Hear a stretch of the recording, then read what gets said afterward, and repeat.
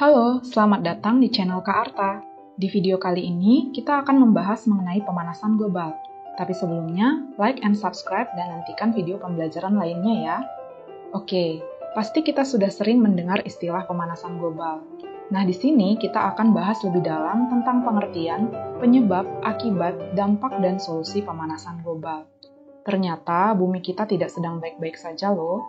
Bumi kita ibarat sedang demam, karena peningkatan suhu bumi yang sampai menyebabkan perubahan iklim dan kerusakan ekosistem. Mulai dari bencana kekeringan, mencairnya es di kutub, pemutihan terumbu karang, dan sebagainya. Keadaan ini membuat banyak orang resah.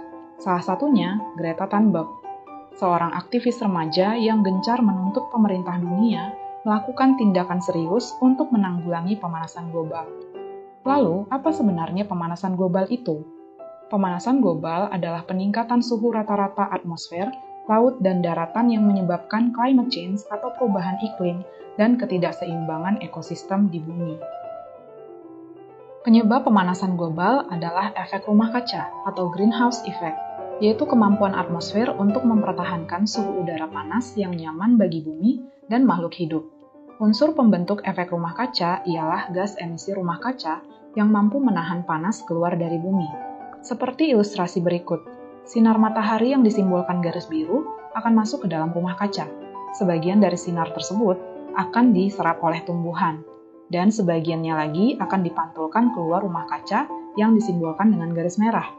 Dan sebagian lagi menjadi radiasi infrared atau inframerah yang disimbolkan dengan garis coklat. Radiasi ini bersifat panas dan terperangkap di dalam rumah kaca. Sebenarnya, tanpa efek rumah kaca, suhu bumi akan sangat dingin dan seluruh permukaan bumi akan tertutupi es.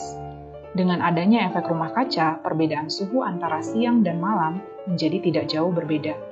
Namun, saat ini efek rumah kaca menjadi sangat berlebihan sehingga menyebabkan pemanasan global. Efek rumah kaca menjadi buruk karena peningkatan gas emisi rumah kaca atau greenhouse gases seperti karbon dioksida, metana atau CH4, nitrogen oksida atau NO, dan klorofluorokarbon atau CFC yang terus-menerus menumpuk di atmosfer. Energi matahari yang masuk ke bumi, 25% diserap awan, 45% diserap permukaan bumi, 25% dipantulkan oleh awan di atmosfer, 10% dipantulkan kembali oleh permukaan bumi. Sebagian energi yang diserap harusnya dipantulkan kembali keluar angkasa. Namun, energi tersebut berubah menjadi radiasi inframerah yang terperangkap di bumi oleh awan dan gas emisi rumah kaca, sehingga meningkatkan suhu bumi. Peningkatan gas emisi rumah kaca terjadi karena aktivitas manusia, dan dengan jumlah manusia yang terus meningkat seiring waktu. Ini diperparah dengan gaya hidup masyarakat kita yang overkonsumsi, atau konsumsi berlebihan terhadap sumber daya alam. Sejak awal revolusi industri pada abad ke-18, konsentrasi gas emisi semakin meningkat. Gas emisi berasal dari erupsi vulkanik, pembakaran bahan bakar fosil seperti batu bara, gas, dan minyak bumi untuk aktivitas industri dan kendaraan bermotor, pembakaran hutan untuk lahan perkebunan, gas metana dari aktivitas peternakan, penggunaan pupuk dari aktivitas pertanian, penggunaan lemari pendingin dan spray yang menghasilkan CFC, dan penggundulan hutan.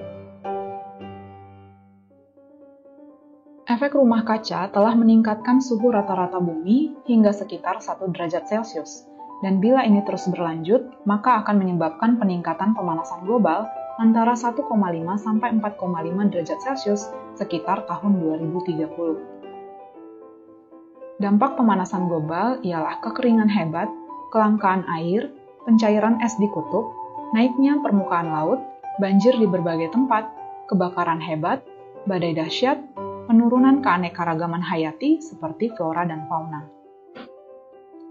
Lalu pertanyaannya, apakah kita harus mewarisi bumi yang rusak kepada generasi berikutnya?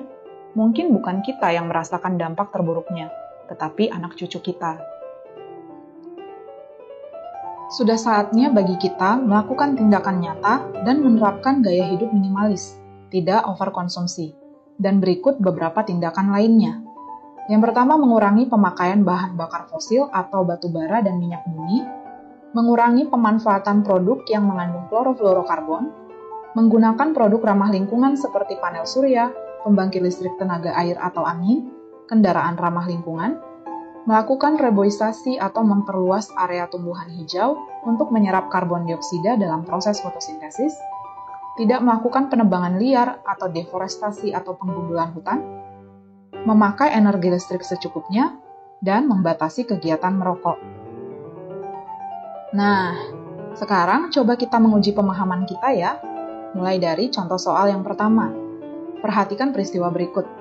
Mencairnya es di kutub, terjadinya perubahan iklim, suhu lingkungan menjadi sejuk, berkurangnya flora dan fauna, banyaknya tumbuhan baru.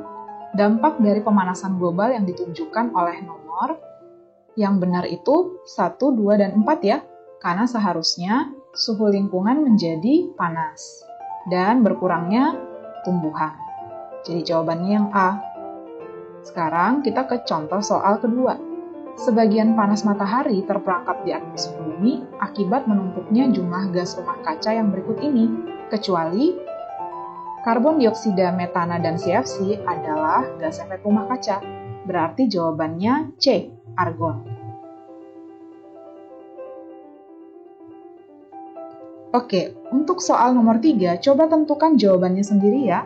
Silakan ketik jawaban beserta alasannya di kolom komentar. Demikian materi kita hari ini, semoga dapat dipahami dan bermanfaat, dan jangan lupa untuk like and subscribe. Terima kasih.